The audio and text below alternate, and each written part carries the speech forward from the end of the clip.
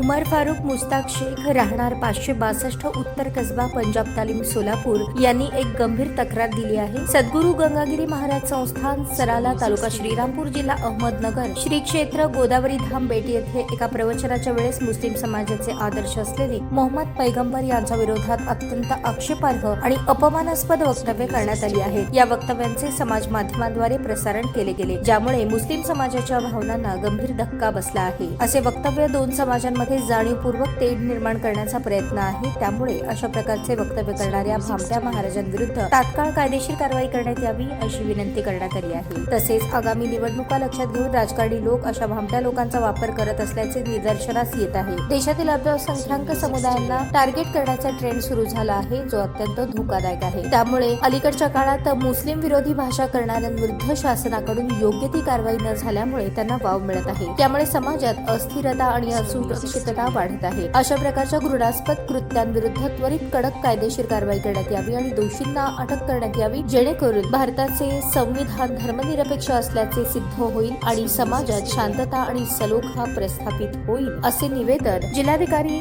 सोलापूर तसेच पोलीस आयुक्त सोलापूर शहर यांना देण्यात आले आहे।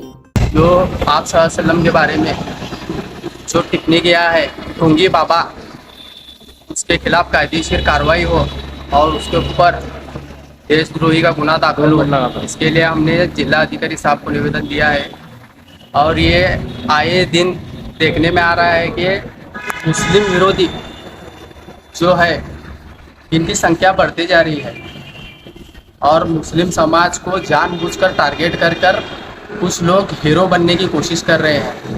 तो मेरा सरकार से निवेदन है कि इन लोगों को कायदेशीर सख्त से सख्त सजा देकर इनके ऊपर गुनाह दाखिल करें। जय हिंद, जय महाराष्ट्र।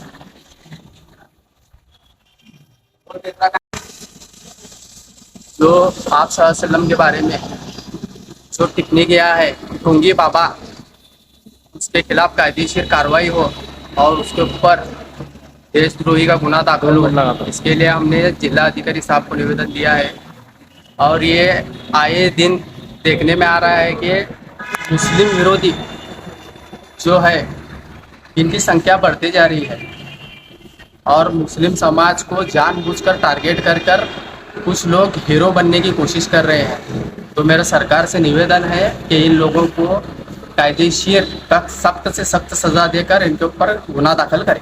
जय हिंद, जय महाराष्ट्र।